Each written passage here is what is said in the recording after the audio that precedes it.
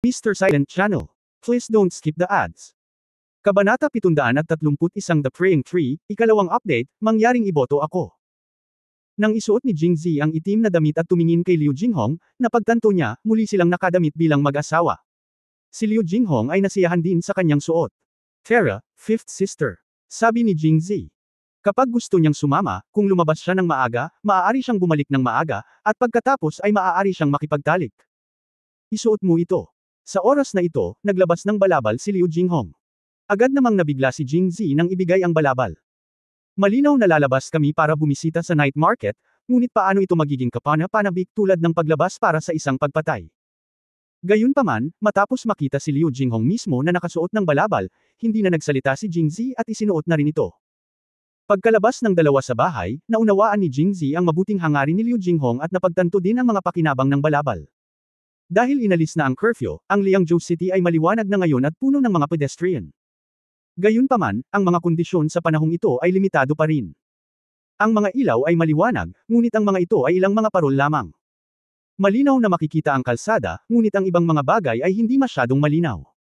Kahit nagpalit na silang dalawa, kitang-kita pa rin ang mukha nila kung sobrang lapit nila. Sa oras na ito, ang mga benepisyo ng balabal ay ganap na natanto. Dumaan sila sa mga pedestrian, ngunit walang nakakilala sa kanila. At natural na inilagay ni Liu Jinghong ang kanyang kamay sa braso ni Jingzi. Paano siya mangangahas kung wala siyang suot na balabal? Hindi bastos ang pabalik-balik, at dahil karga-karga niya siya, kung gayon. Kaya, inalis ni Jingzi ang kamay ni Liu Jinghong at hiniling sa kanya na balutin ito sa kanyang baywang, at matapang din niyang ipinulupot ang kanyang mga braso sa kanyang baywang pagkatapos ay patuloy na umakyat. Sa wakas, lumipat siya sa tamang posisyon at huminto. Habang naglalakad silang dalawa, nagsimulang mag-enjoy si Jingzi sa kanyang mga kamay. Sa ilalim ng balabal, kinagat ni Liu Jinghong ang kanyang labi, lalong namumula ang kanyang mukha. Sa kabutihang palad, hindi lang nakita ng mga dumadaan ang kanyang ekspresyon, ngunit maging si Jingzi ay hindi makita ang kanyang ekspresyon. Bahagyang, siya at walang sinabi. Tinatanggihan ang masamang mga kamay ni Jingzi, sa halip ay tumabi siya sa kanya. Ang malambot na jade ay mainit at mabango, at ang kagandahan ay nasa kanyang tabi. Ang hangin na umiihip mula sa langit ay tila mainit, at ang mga tunog na naririnig sa mga tainga ay pawang kaaya-aya. Naglalakad silang dalawa sa gitna ng mga tao, at ang maingay na mundo ay tila walang kinalaman sa kanila. Pareho silang nalubog sa mundong pag-aari ng dalawang tao. Dahan-daang sumulong. Napakaharmonya at maganda ang lahat. Ang Liangzhou City sa gabi ay ibang-iba sa araw. Sa araw, maraming tao sa kalye, ngunit kadalasan sila ay mga bata at matatanda. Mayroon ding mga kabataang lalaki at babae, ngunit karamihan sa kanila ay mga batang babae na may mga babae, at mga iskolar na may mga iskolar. Sa kalye sa gabi, maraming pares ng mga kabataang lalaki at babae na naglalakad ng magkasama, at tulad ni Jingzi at Liu Jinghong, lahat sila ay nakasuot ng magkatulad na balabal. Hindi naman nagulat ang mga tao sa paligid niya. Marahil naramdaman kung ano ang tinitingnan ni Jingzi, ipinaliwanag sa kanya ni Liu Jinghong sa mahinang boses, noong mga unang araw, bawat taon sa gabi ng Chinese Valentine's Day, ang mga kabataang lalaki at babae na may gusto sa isa't isa ay lumalabas, ngunit pagkatapos ng lahat sila ay payat ang balat at gustong maglakad ng magkasama sa kalye. Nang maglaon, ang balabal na ito ay naging tanyag. Napangiti si Jingzi matapos itong marinig, ayon sa sinabi ng ikalimang kapatid na babae, kami ay nagmamahalan. Natahimik si Liu Jinghong, ngunit nahulaan na ito ni Jingzi. Nakakatouch ang mahiyain at bahagyang galit na mukha sa balabal. Hindi gaanong masabi, na may kaunting puwersa sa aking kamay, bahagyang nagdeform ang lambot sa pagitan ng aking mga daliri. Nakarinig ako ng mahinang helanghing mula sa ilalim ng balabal, ngunit agad ding nawala ang tunog. Hindi ko alam kung dahil ba sa kasiyahan o sadyang pagsupil. Naglakad silang dalawa pasulong. Marahil dahil sa kakaibang posture sa sandaling ito, si Liu Jinghong ay walang oras upang bigyang pansin ang anumang bagay. Hindi siya bumili ng kahit ano sa bawat tindahan na nakatagpo niya tulad ng sa umaga, ngunit naglakad pasulong ng tahimik. Sa inaasahan ni Jingzi, habang naglalakad si Liu Jinghong, paunti-unti ang mga turista sa kalsada. Sa halip, dumami ang mga kabataang lalaki at babae na magkapares na nakasuot ng balabal. Dahil sila ay nakasuot ng balabal at hindi nakikita ng iba, ang kanilang mga galaw ay mas matapang, higit pa kaysa kay Jingzi. Sa isang madilim na sulok kung saan hindi nakikita ng iba, ang kanilang mga braso ay nakahilig pababa sa butas sa likod ng kanilang mga likuran. Sa pagdaan nito sa lahat ng dako, ang mga daliri ay humahaplos sa ilalim, tulad ng mga manggagawang naghukay ng mga balon, paulit-ulit ang mga paggalaw, palaging umaasang makakapag-igib ng tubig gamit ang nag-iisa at simpleng paggalaw na ito. Siyempre, ang kanilang trabaho ay dapat na medyo simple, dahil ang aksyon na ito ay napakahusay pa rin sa pagbabarena ng mga balon at paggawa ng tubig. Ang bawat pares ng mga lalaki at babae ay nakatago sa mga anino ng medyo madilim na kalye. Marahil ay naramdaman nilang lahat na walang putol ang kanilang mga galaw at walang makakapansin sa kanila hanggat sila ay mas maliit. Hindi nila alam kung gaano kabata at nakakairita ang kanilang pag-uugali sa mga taong may karanasan. Natuto si Jingzi mula sa karanasan at alam niyang magagamit din niya ang pamamaraang ito sa parehong paraan. Sa kasalukuyang estado ng pag-iisip ni Liu Jinghong, tiyak na hindi niya ito masisi o pipigilan. Pero naramdaman din niya na dahil may utang na siya, hindi dapat basta-basta ang ganitong bagay. Kaya, nanatili ang lahat sa orihinal nitong poster, hawak ang katawan ni Liu Jinghong at lumakad pasulong. Habang naglalakad pa siya, may natuklasan si Jingzi na kakaiba. Dahil habang nasa daan, paunti-unti ang mga taong nag-iisa, at parami ng parami ang mga kabataang lalaki at babae na magkapares tulad ni Jingzi at Liu Jinghong. Ang pasulong ay hindi na sa direksyon ng Temple Fair sa umaga, ngunit sa direksyon ng Morning Temple Fair. Isang lugar na hindi pamilyar kay Jingzi. Sumunod si Jingzi at gustong magtanong, ngunit pagkatapos ay nakita niya ang isang templo na may mga kandilang nasusunog sa lahat ng dako sa kanyang harapan. Napakalaki ng pintuan ng templo, at nakikita na lang niya ang isang puno ng pino na kasing kapal ng isang braso na nakatanim sa bakuran. Na may maraming red silk brocade bag na nakasabit dito.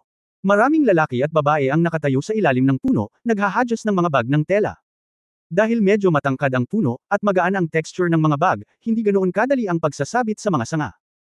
Sa makatuwid, sa tuwing may naghahadjust ng brocade na bag sa isang sanga, ito ay palaging nagdudulot ng pagsabog ng mga tagay mula sa iba, habang ang karamihan sa mga taong hindi may susuka ito ay bumantong hininga.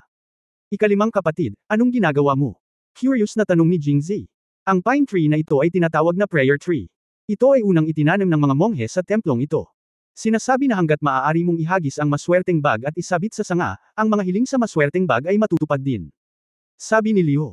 Iniunat ni Jinghong ang kanyang daliri at itinuro sa harap, at nakita niya ang isang tubo na kawayan sa mga hagdan ng bato sa harap ng templo.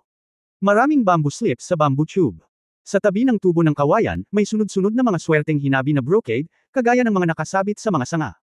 Lumapit ang lalaki at babae na kakapasok lang para kalugan ang isang bamboo slip at tingnan kung ano ang nakasulat dito, gaya ng naisip ni Jingzi.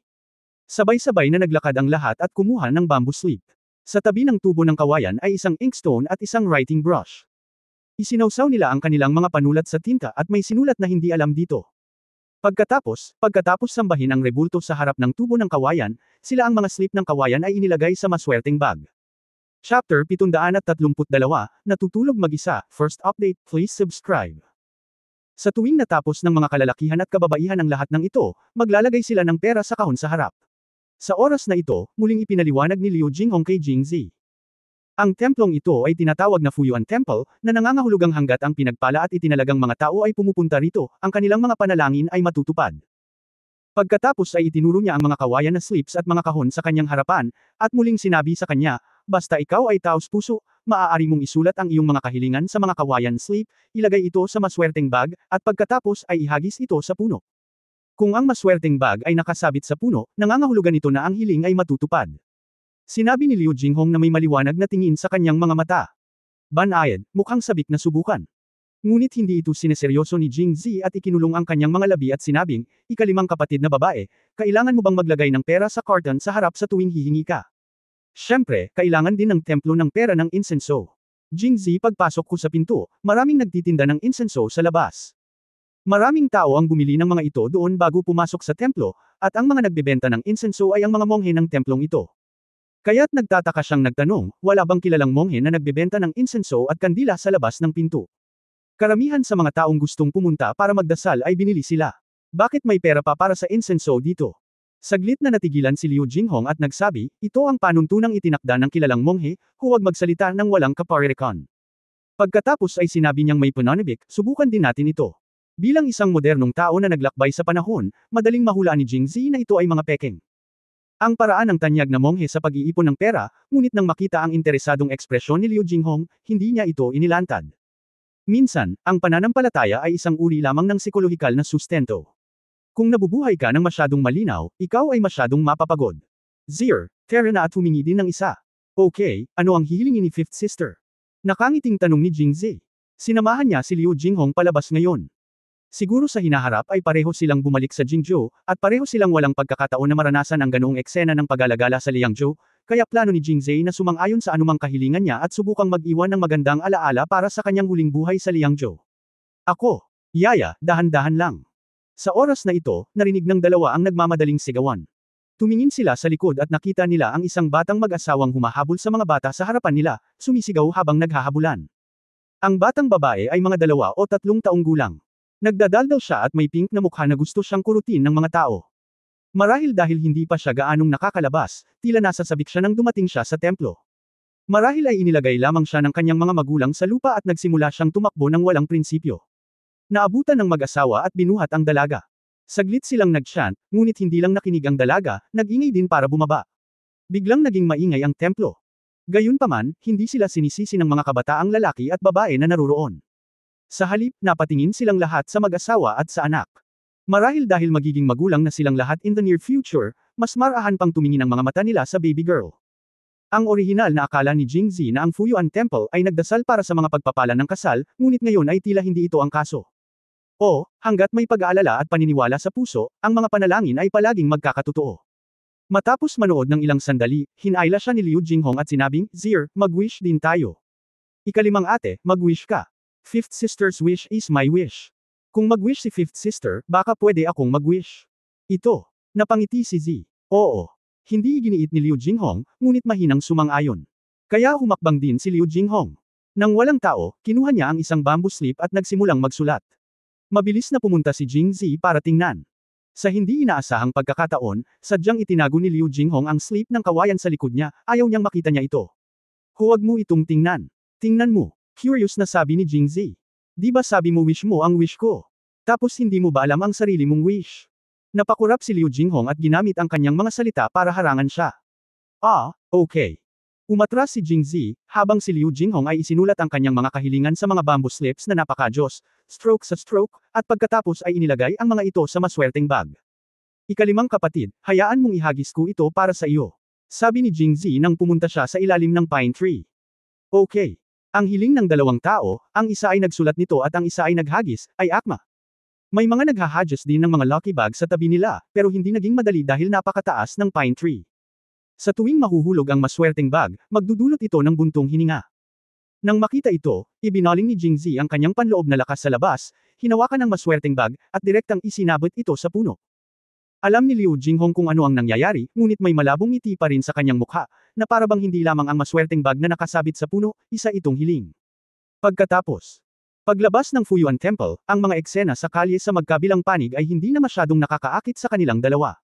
Naglakad silang dalawa pabalik sa perpektong pagkakasundo, hindi nag-uusap, o pareho silang nag-iisip kung ano ang gagawin pagdating sa bahay mamaya. Mahaba ang gabi at hindi ako makatulog mag-isa. Matutulog ba akong mag-isa ngayong gabi? Matapos makapasok sa mansyon, inikot ni Liu Jinghong ang kanyang katawan at sinabing, "Okay, maaari mo bang igalaw ang iyong mga kamay?" Mula nang lumabas, lumala ang mga kamay ni Jingzi. Dahil nasa labas siya, hindi niya maigalaw ang kanyang mga kamay. Mahilig siyang magalit o pumayag siya sa kanyang puso, at hindi niya siya pinigilan. Ngayong nakauwi na siya, natural na wala na siyang magagawa pa. Oh, okay. Kaya, masunurin na ginalaw ni Jingzi ang kanyang kamay. Si Liu Jinghong ay walang magawa sandali, hiniling ko sa iyo na lumipat ng ganito. Kung gayon paano lumipat? Nagkunwaring baliw si Jingzi, at namula agad ang mukha ni Liu Jinghong. Bastos ka.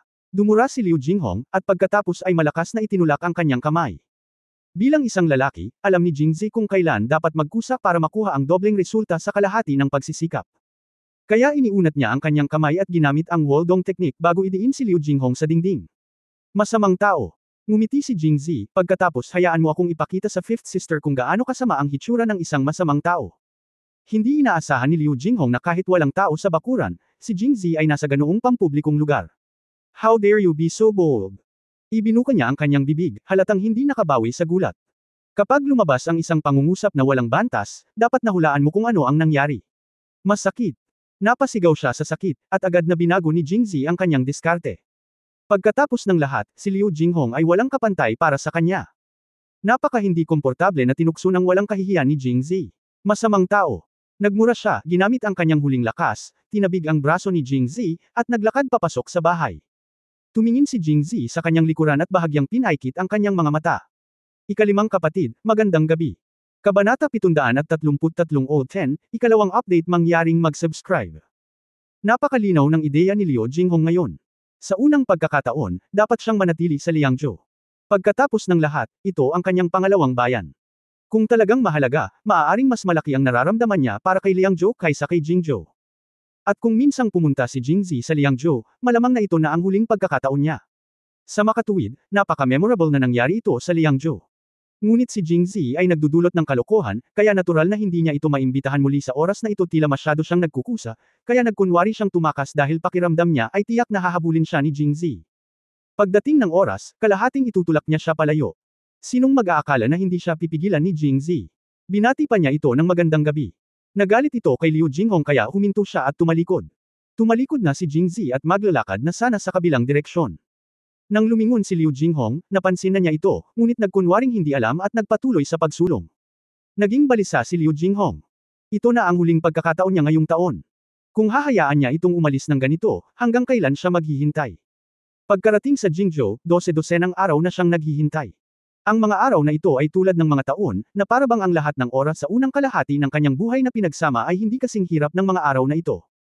Kung palalampasan niya ulit ang pagkakataong ito, hindi niya alam kung makakaligtas pa siya. Kaya naman bumilis ang tibok ng puso ko at agad akong tumakbo. Bagamat nakatalikod siya kay Liu Jinghong, alam ni Jingzi na parang may mga mata siya sa likuran niya. Ang bawat galaw ni Liu Jinghong at maging ang mga psikolohikal na pagbabago sa sandaling ito ay nasa kanyang mga kalkulasyon. Kaya nagpatuloy ako sa paglalakad at binilisan ko pa ng konti. Hoy, alam mo nagmamadali ka diba? Tumigil ka. Ang paglakad lang palayo ay nakakainis na, ngunit ngayon si Jingzi ay gumagawa ng hakbang upang tumakbo. Ibig sabihin ba nito ay ayaw niya itong makasama? Galit na galit si Liu Jinghong. Matapos isigaw ang pangungusap na ito, tumakbo siya kay Jingzi at pinigilan siya. Nagkunwari si Jingzi na natulala, na may pagtataka sa mukha, ano ang nangyayari, fifth sister? Hindi ka ba bumalik para magpahinga? Pagod na pagod ako pagkatapos mamili ng buong araw ngayon. Babalik lang ako at matulog ng mahimbing. Habang sinasabi niya ito, nagkunwaring tinakpan ni Jingzi ang kanyang bibig at humikab, na isang perpektong pagganap. Ngunit hindi tinanggap ni Liu Jinghong ang trick na ito, bakit ka natutulog? Sino ang nagsabi sa iyong matulog ka? Fifth ate, syempre matulog ka na. Kapag inaantok ka, ikaw, inaantok. Natulog ka buong hapon at inaantok ka pa ngayon. Baboy ka ba? Fifth ate, hindi ka kumain sa gabi pagkatapos kumain sa umaga. Sino ba ang nagsasaad na kapag matulog ka sa hapon, hindi ka makatulog sa gabi? Matapang na sabi ni Jingzi. Sige, matulog ka na. Sumulyap si Liu Jinghong sa harapan, inilibot ang kanyang mga mata, pagkatapos ay itinakip ang kanyang mga kamay sa kanyang dibdib at tumingin sa kanya at sinabing. Oh! Ang reaksyon ni Liu Jinghong ay medyo lampas sa inaasahan ni Jingzi, ngunit ngayong nakasakay na siya sa isang tigre at hindi na makababa, tahimik lang siyang nakalakad at kailangang huminto pagkatapos ng ilang hakbang. Matulog na tayo. Gusto kong makita kung paano ka matulog. Katabi pala ng kwarto ni Liu Jinghong ang kwarto ni Jingzi. Walang pagpipilian si Jingzi kundi sundan si Liu Jinghong kung gusto niyang bumalik sa pagtulog, ngunit nagkataon na tumalikod siya at naglakad sa kabilang direksyon. Kung lalayo ka pa, makikita mo ang pader. Nakita ni Liu Jinghong ang eksenang ito, kaya tumigil siya sa panunokso sa kanya. Ngunit sa mukha ni Jingzi, ito ay wala sa kanya. Tinapik niya ang kanyang ulo, tingnan mo, sinabi ko lang na inaantok ako, tama. Inaantok ako na hindi ko matindaan ang daan, at muntik na akong mapunta sa maling landas. Ikalimang ate, hiramin mo. Pagkatapos sabihin iyon, lumingon si Liu Jinghong at sinabing, sumulyap siya sa kanya, bakit ka pa nagpapanggap? Siya. Sabi niya, bahagyang namula ang kanyang mga pisngi, at pagkatapos ay hinawakan niya ang kamay ni Jingzi, hindi nang ahas na tumingin sa kanya, at mahinang sinabi, na may saloobin na hindi matanong, sumunod ka sa akin. Sa kama, kailan? Dumating na naman siya sa bagong bahay, medyo nagbago ang mood ni Jingzi. Hindi tulad noong mga nakaraang araw na gustong-gusto niyang pumasok sa bridal chamber kasama si Liu Jinghong, ngayon alam na niya na kung gugustuhin niya, tiyak na mangyayari ito ngayong gabi. Pero for some reason, hindi na niya inisip. Sa madaling salita, hindi naman sa ayaw ko dito, kundi ayoko dito. Ilang araw na ang nakalipas, hindi siya sigurado kung kailan siya babalik sa Jingzhou, ngunit ngayon ay nagpasya siyang umalis kinabukasan. Ang Jingzhou ay ang lugar kung saan siya at ang kanyang ikalimang kapatid na babae ay gumugol ng pinakamatagal na panahon na magkasama, at ito rin ang lugar na nagdadala ng kanilang mga alaala at unang damdamin. Kung ito ay mangyayari, bakit hindi pumili doon? Pagkapasok ni Liu Jinghong sa bahay, sinindihan muna niya ang mga kandila. Binigyan ng espesyal na pansin ni Jingzi. Bago ang dalawang kandila. Ang mga kandilang nakasindi noong nakaraan ay tinanggal na. Marahil si Liu Jinghong mismo ang nadama na sa isang mahalagang sandali ngayong gabi, paano niya magagamit ang mga gamit na bagay. Ang mga bulaklak na kandila ay sinindihan, naglalabas ng bahagyang pamumula, at ang orange-red na ilaw ay nagwiwisik sa silid, tulad ng isang layer ng mga flower quilts, na ginagawang mas hindi maliwanag ang kapaligiran sa silid. Kinuha ni Liu Jinghong ang kamay ni Jingzi at itinulak siya pababa sa upuan. Dahil nakainom na siya ng isang baso ng alak noong nakaraan, at marahil ay natatakot siya na si Jingzi ay uminom ng sobra at magdulot ng gulo, si Liu Jinghong ay hindi na lang naghanda ng kahit anong matapang na alak sa pagkakataong ito. Ikalimang kapatid na babae, teka. Mabilis na sabi ni Jingzi habang hindi pa mainit ang kapaligiran. Ha? Anong meron? Ikalimang kapatid na babae, pwede bang, huwag? Hindi alam ni Jingzi kung paano ito sasabihin. Iniunat lang niya ang kanyang mga kamay at gumawa ng in and out motion sa hangin. Nang magsimula si Liu Jinghong, mukhang naguguluhan pa rin siya, ngunit nang maisip niya ang sinabi nito, naintindihan niya kaagad. Namutla ang mukha ni Liu Jinghong. Ikaw, anong sabi mo? Ang mga mata ni Liu Jinghong ay napuno ng luha, ayaw mo ba? Sa akin. Ang hindi niya moari ay naiinip pala siya nitong mga nakaraang araw, bakit ngayon pa niya ito binigay? Lumapit sa pinto, pero ayaw pa rin niya. Mabilis na ikanaway ni Jingzi ang kanyang kamay, ikalimang kapatid na babae, hindi ito ang iniisip mo. Naisip ko lang bakit hindi maghintay hanggang bumalik tayo sa Jingzhou. Iyan ang ating tahanan, at sa palagay ko iyon ang tanging paraan upang mabuhay hanggang sa fifth sister. Matapos marinig ito, sa wakas ay humagalpak ng tawa si Liu Jinghong. Pero, hindi na ako makapaghintay pa. Nagulat si Jingzi sa katapangan ni Liu Jinghong. Nagtataka siyang nagtanong, ikalimang kapatid na babae, wala kang pakialam sa katayuan ng amo at sa pangalawa. Inilibot ni Liu Jinghong ang kanyang mga mata sa kanya, ano, pakialam ko, maaari mo itong ibigay sa akin. Nang tumingin sa matalim na tingin ni Jingzi, napabuntong hininga si Liu Jinghong, napag-isipan ko na. Hindi mo na sila gustong isuko kaysa sa gusto mong isuko ako. At saka, naisip ko rin na gawin iyon. Ngunit hindi na ako makapaghintay, kaya ngayong gabi. Gagawin ko. Ikalimang kapatid, babalik ako sa Jingzhou kinabukasan. Sa totoo lang, maaari tayong maghintay. Huwag maghintay, ang gabi ay mahaba at ang panaginip ay mahaba.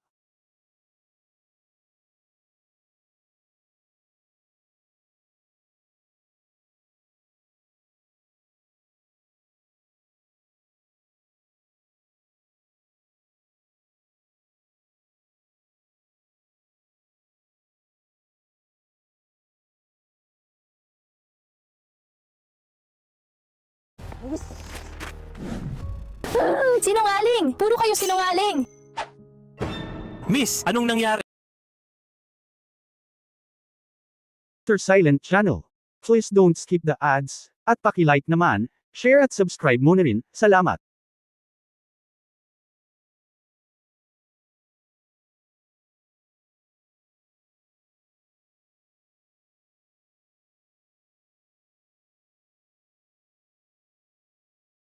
Matigas na sinabi ni Liu Jinghong, minamaliit pa rin kita, Prinsesa Mochen, Zhang Xiaoyu, at maging si Yu Xiangrong.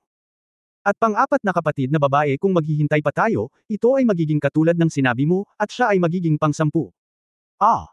Saglit na nalito si Jingzi, at pagkatapos ay hindi makapaniwalang sinabi, Fifth sister, hindi ko nabanggit iyon sa iyo. Sila, paano mo nalaman iyon? Noong gabing iyon, sinabi lang ni Jingzi kay Liu Jinghong ang tungkol sa 5 babaeng nakasex niya, ngunit hindi niya sinabi sa iba pang mga reserba. Kabanata 734 ang nobya, ikatlong update mangyaring mag-subscribe. Nang makita ang nagulat na mukha ni Jingzi, nagpakita ng pagmamalaki ang mga mata ni Liu Jinghong. Kaya tinaas niya ang kanyang kilay at sinabing, syempre sinabi mo sa akin. Sinabi ko na sa iyo. Naghinala si Jingzi at maraming iniisip ito sa kanyang isipan, ngunit sa huli ay hindi pa rin niya maisip kung kailan niya ito sinabi. Ikalimang kapatid, hindi mo ba ako sinusubukang dayin? Ba? Dumura si Liu Jinghong, niloloko ka. Kung niloloko kita, saan ko nalaman ang mga pangalan ng mga babaeng ito? Tumigil ako sa pagsunod sa kanya. Pagkatapos mag-ikot-ikot, diretso siyang nagpaliwanag, ito ang sinabi mo pagkatapos uminom ng sobra kagabi. Noong tinutulungan kitang panasan ang iyong katawan, narinig kong tinatawag mo ang kanilang mga pangalan sa lahat ng oras. Ang hirap hindi maalala. Kaya alam ko, kung hindi tayo magmadali, baka ma-rank talaga tayo sa labas ng top 10. Dapat sabihin na si Liu Jinghong ay mayroon pa ring pakiramdam ng krisis. Ngunit curious pa ring nagtanong si Jingzi, tinatawag ko ba talaga ang mga pangalan nila sa lahat ng oras? Walang impresyon si Jingzi tungkol dito, ngunit alam niya na posible ito.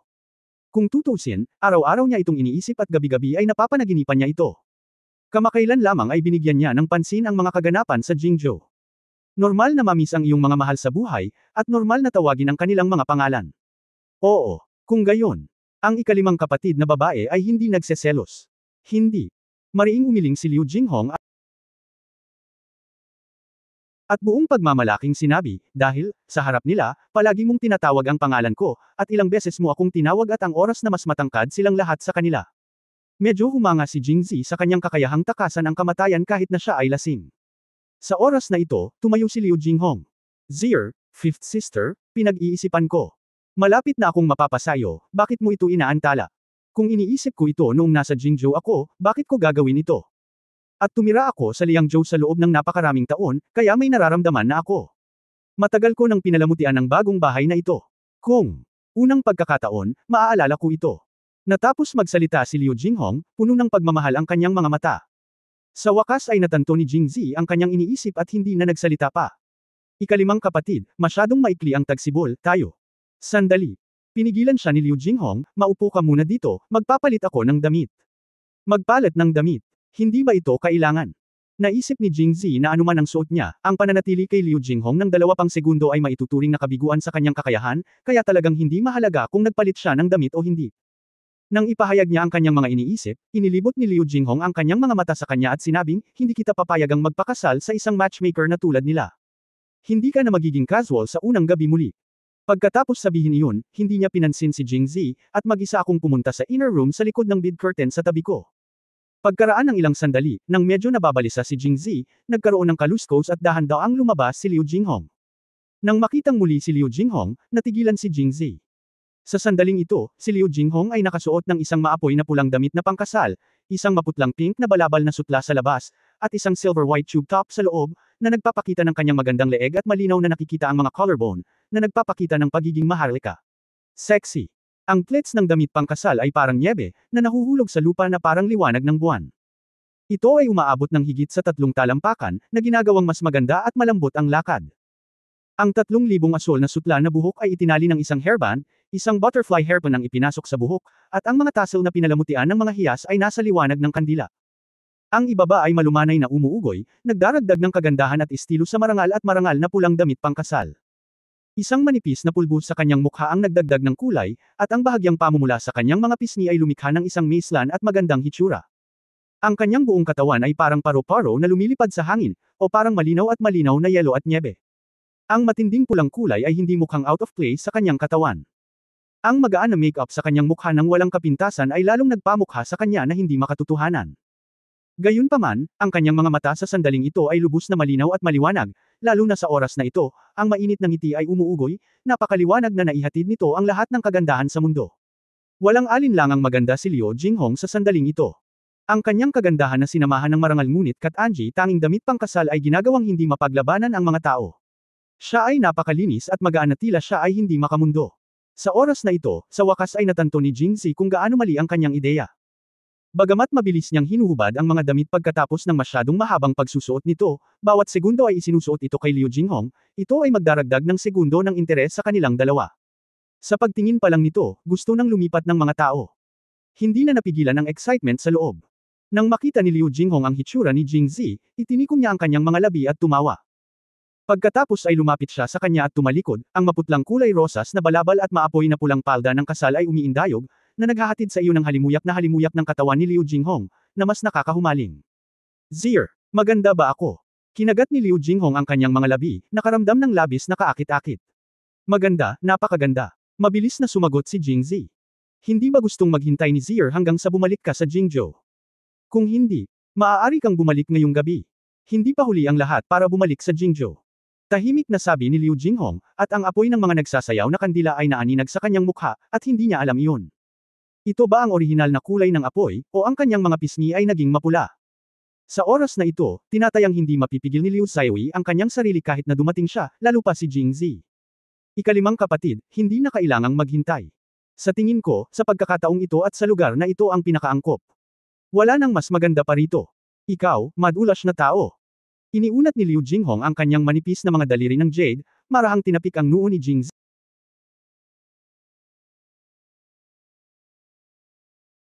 Ang pagkilos na ito ay tila nagpasabog ng pinaka-primitive na pagnanasa sa puso ni Jingzi. Medyo namula ang kanyang mga mata, at direktang niyakap niya si Liu Jinghong sa baywang na may bahagyang magaspang na paggalaw. At ang light pink na balabal na suot niya ay dahan-daang nahulog mula sa kanyang mga balikat dahil sa kanyang mga galaw, at ang mga balikat ni Liu Jinghong ay tumambad din na kasing puti ng gulaman. Iniunat ni Liu Jinghong ang kanyang mga kamay at iniakbay ang kanyang mga braso sa leeg ni Jingzi, ang kanyang maningning na mga mata ay sumasayaw, at makikita mo ang pananibik at pananibik nito sa sandaling ito. Zier, halikan mo ako. Yumuko si Jingzi patungo sa bahagyang nakabukang bibig ng Cherry. Makalipas ang mahabang panahon, naghiwalay ang mga labi. Parehong hingal na hingal. Ikalimang kapatid, punta tayo. Mula nang sunduin nila si Liu Jinghong, abala silang dalawa sa kanilang mga kamay at bibig, ngunit nakatayo pa rin sila at hindi gumagalaw. Sa oras na ito, tumingin si Jingzi sa kama na magiging bridal chamber at nakangiting sinabi. Oo. Bahagyang sumang-ayon si Liu Jinghong, at binuhat siya ni Ren Jingzi sa tabi ng kama at inihiga, ngunit nag-aatubili ang kanyang mga kamay na ibaba iyon mula sa kanyang leeg. Ngunit hindi ito mahirap para kay Jingzi, at gumawa pa rin siya ng ilang mga galaw gamit ang kanyang mga kamay. Unti-unting lumabo ang mga mata ni Liu Jinghong, at ikanawit niya ang kanyang mga braso sa leeg ni Jingzi, humihingi pa rin ng huling salita. Zier, kailangan mong maging mabuti sa akin sa buong buhay mo. Ikalimang kapatid na babae, gagawin ko. Zier, totoo ba ang sinabi mo noong araw na iyon? Ano? Ito na, una. Si Liu Jinghong ay masyadong manipis ang balat, at ang kanyang mukha ay namula pagkatapos niyang magsalita. Saglit na natigilan si Jingzi, na parang nagising mula sa isang panaginip, at naging excited ang kanyang mga mata nang tumingin siya kay Liu Jinghong. Talaga, Fifth Sister. Masakit ba? Huwag kang mag-alala, Fifth Sister. Chapter 735 The Big Liar, unang update, mangyaring iboto ako. Ang gabi ng Tagsibol ay maikli at ang araw ay sumisikat, at ang hari ay hindi pupunta sa korte ng maaga mula ngayon. Lubos na naiintindihan ni Jingzi ang tulang ito. Nang walang tigil na sumikat ang araw sa bagong bahay kinabukasan, nakahiga pa rin si Jingzi sa kama. Ayaw niyang isipin iyon at hindi siya makatayo. Dahil ang hubad na katawan ni Liu Jinghong ay nakasabit pa rin sa kanyang katawan, ang kanyang balat na parang gulaman ay bahagyang namumula sa sandaling ito, nakapikit ang kanyang mga mata, at pantay ang kanyang paghinga. Inabot ni Jingzi at hinaplos ang kanyang mukha, at dahan-daang bumukas ang mga mata ni Liu Jinghong. Magandang umaga, Fifth Sister. Nakangiting sabi ni Jingzi. Tila nahihiya si Liu Jinghong na harapin ang ganoong prangka na sitwasyon sa sikat ng araw, kaya mabilis niyang ipinikit ang kanyang mga mata. Pagtingin sa kanyang gulat, mukha siyang batang babae, mapaglaro at cute. Ikalimang kapatid, bumangon na ba tayo? Oo. Pumikit si Liu Jinghong at mahinang sumagot, ngunit hindi pa siya handang kumilos. Fifth Sister, 10 hour na ang lumipas. Kung hindi tayo lalabas, baka may hahanapin tayo mamaya. Pang-aasar ni Jingzi. Nang marinig ito ni Liu Jinghong, agad siyang umupo. At siya ay hubad sa sandaling iyon. Pagkaupo ng ganito, ang kanyang itaas na bahagi ng katawan ay ganap na tumambad kay Jingzi. Bagamat silang dalawa ay matalik na magkasama sa buong magdamag, at nangyari ang mga bagay na hindi lamang naisip ni Liu Jinghong, ngunit hindi man lang narinig, noon, nahihiya pa rin sila sa sandaling ito. Agad niyang hinawakan ang kubrekama at hinarang. Nagbabasa ka pa rin ba? Aba, hindi ako tumigil sa pagbabasa kahapon. Hindi ako pinigilan ng ikalimang kapatid na babae. Sa halip, ipinatong niya ang kanyang kamay sa aking ulo. Tumahimik ka. Agad na namula si Liu Jinghong. Tara, bumangon ka na. Aalis ka bukas, at siguradong maraming tao ang hahanap sa iyo ngayon. Kung hindi tayo lalabas, gaya ng sabi mo, may darating na naghahanap sa iyo. Nandito na si Liu Jinghong. Sinadya niyang nilisan ang bagong bahay na ito para maiwasan ang paningin ng lahat. Kung may makakahanap sa kanya at kay Jingzi, paano niya haharapin ang kanyang mga nasasakupan, at paano niya haharapin ang mga tao ng Liangzhou? Ikalimang kapatid, mali ang sinabi mo. Hindi naman sa gusto kong bumalik sa Jingzhou, kundi sabay tayong bumalik sa Jingzhou. Hindi ito sineryoso ni Jingzi. Inisip ni Quan na ito ay ang pagkadulas ng dila ni Liu Jinghong at sadyang pinaalalahanan siya sa mapanuksong paraan. Natigilan si Liu Jinghong at agad na nagsabi, well, yes. Okay, bumangon na tayo. Umupo din si Jingzi. Mabilis na kumilos si Liu Jinghong. Sa susunod na sandali ay tumayo siya, tumalikod kay Jingzi at nagsimulang magbihis. Bagamat tumingin siya sa mga ilaw at anino kagabi, hindi niya masyadong tiningnan. Ngayong napakaliwanag na ng liwanag, maingat na hinangaan ni Jingzi ang kamanghamanghang figure ni Liu Jinghong. Isinuot muna ni Liu Jinghong ang kanyang malalaswang pantalon. Mula sa gilid ng kanyang mata, nasulyapan niya si Jingzi na nakaupo sa kama, nakatingin sa kanya na hindi gumagalaw. Lumingon siya at galit na sinabi, anong tinitingin-tingin mo? Parang hindi. Hindi ko pa nakikita. Tingnan mo, nakita ko na ito dati. Ngunit sa perpektong figure ng ikalimang kapatid na babae, kahit na tingnan mo ito sa buong buhay, hindi ka makakakuha ng sapat na ito. Napakatamis ng bibig ni Jingzi kaya nawalan agad ng kakayahang lumaban si Liu Jinghong. Ngunit tumalikod pa rin siya, nakatalikod kay Jingzi. Bagamat na-appreciate pa rin niya ang makinis at maislan nitong likod, mas mabuti pa rin iyon kaysa ilantad ang katawan nito sa harapan niya. Habang nagbibihis, ipinaalala niya, bilasan mo at magbihis. Oh, okay. Bumangon din si Jingzi sa kama. Nakatalikod sa kanya si Liu Jinghong, bahagyang nakapaut ang puweten at nagsuot ng pantalon. Walang kamalay-malay si Jingzi na kumuha ng litrato. Isang beses. Si Liu Jinghong ay kasing takot ng isang ibon. Wala man lang siyang suot na damit. Iniunat niya ang kanyang mga kamay upang takpan ang kanyang mukha, na may hitsura ng gulat sa kanyang mukha. Anong ginagawa mo? Tapik-tapik lang ako. Ha! Malaking sinungaling. Dumura si Liu Jinghong at tinakpan ang kanyang ulo. Itinaas niya ang puweten at pinaikot ang katawan sa sulok ng kwarto. Naramdaman niyang hindi siya mahawakan ni Jingzi, kaya isinuot niya ang kanyang damit ng may kapayapaan ng isip. Hindi mo masisisi si Liu Jinghong. Dahil sa sinabi ni Jingzi kagabi, naging mas matapang din si Liu Jinghong dahil sa kanyang emosyon. Nang maglaon, tinuruan din siya ni Jingzi ng isang tula, ang landas ng bulaklak ay hindi kailanman natangay ng mga nakamamatay na bisita, at bukas na ang gate para sa iyo. Bagamat hindi naiintindihan ni Liu Jinghong ang tula, naramdaman pa rin niya na ang tulang ito ay kaakit-akit at walang alinlangan na napakahusay. Sino ang nakakaalam na si Jingzi ay may mas malalim na kahulugan bukod sa pagsusulat ng mga tula, at nangakong aaliwin siya sa pamamagitan ng pagsasabi ng mga bagay tulad ng, okay lang, hindi masakit.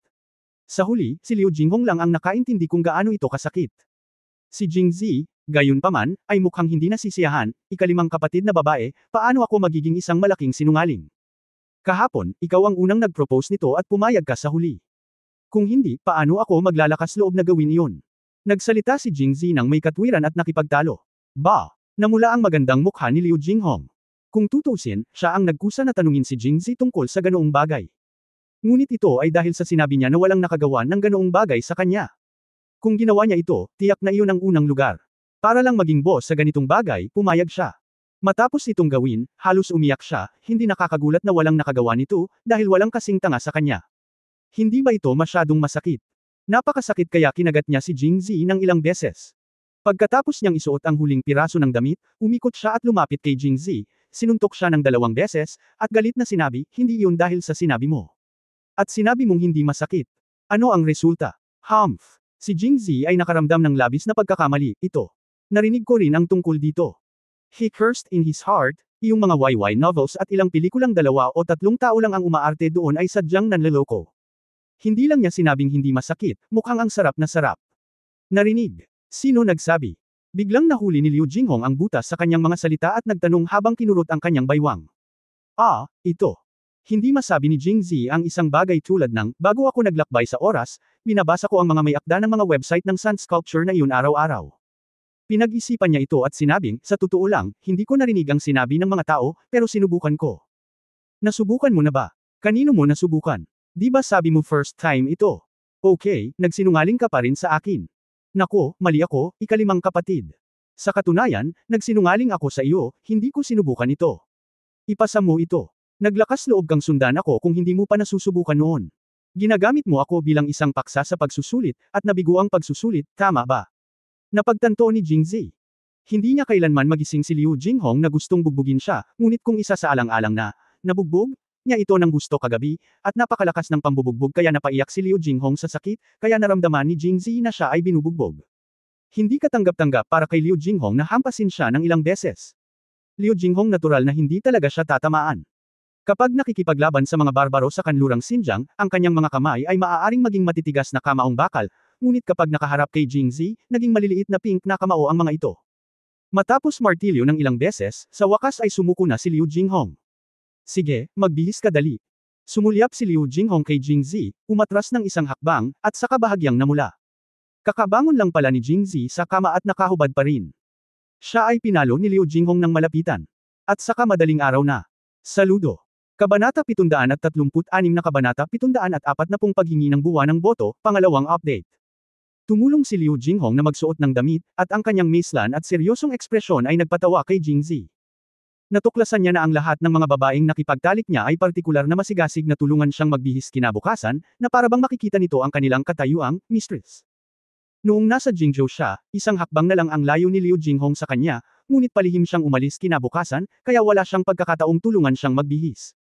Siyempre hindi mo ito palalampasan sa pagkakataong ito. Matapos itong maisuot, tumingin muli si Liu Jinghong sa itaas at sa ibaba, at pagkatapos ay sinabi ng may kasiyahan, okay. Sinabi ni Jingzi na may pag-aalala, ikalimang kapatid, maaari ka pa bang lumabas ng ganito? Bakit hindi ka magpahinga dito? Habang nagsasalita siya, iniunat niya ang kanyang kamay at itinuro, ibig sabihin, sa kasalukuyang kalagayan ni Liu Jinghong, masasabi niya ang mga pahiwatig sa pamamagitan lamang ng paglabas ng ilang hakbang. Hindi mo kasalanan ang lahat. Inilibot ni Liu Jinghong ang kanyang mga mata sa kanya at mariing sinabi, ngunit marami pa ring dapat gawin ngayon, kaya kailangan kong lumabas. Pagkatapos sabihin iyon, naggot ang kanyang mga ngipin at naglakad ng ilang hakbang sa silid, bagamat may kaunting kibot pa rin siya, ngunit hindi mo masasabi kung hindi ka titingin ng mabuti, at walang sinuman sa Liangzhou City maliban kay Jingzi ang nang ahas na titigan si Liu Jinghong ng napakaingat. Sige, lumabas ka na. Natural na hindi siya matatalo ni Jingzi, kaya sundan lang niya si Liu Jinghong palabas. Pagdating pa lang nila sa bakuran, nakita nila sina Wang De, Wang Fujun, Huang Kun at iba pa na matagal nang naghihintay dito. Ito ang huling araw ni Jingzi sa Liangzhou, at sa kanyang pagkakakilanlan at abalang estado, hindi na siya makakatuntong muli doon sa hinaharap. Pagpasok sa Liangzhou City, hindi ko na alam ang taon ng unggoy at buwan ng kabayo. Bukod dito, nangako si Liu Jinghong sa kanila kagabi na maaari silang makipag-inuman kay Jingzi ngayon, kaya maaga siyang pumunta at naghintay. Ang kanilang ideya ay medyo maaasahan din. Tiyak na maagang pupunta si Jingzi bukas ng umaga. Kung sobrang uminom siya sa gabi, tiyak na hindi na siya makakabangon ng maaga bukas ng umaga. Kung madidelay ang schedule niya noon, malaking kasalanan. Kaya naman mas pinili nilang pumunta ng mas maaga para makapag-inuman sila ng maayos nang hindi maapektuhan ang kanyang paglalakbay bukas.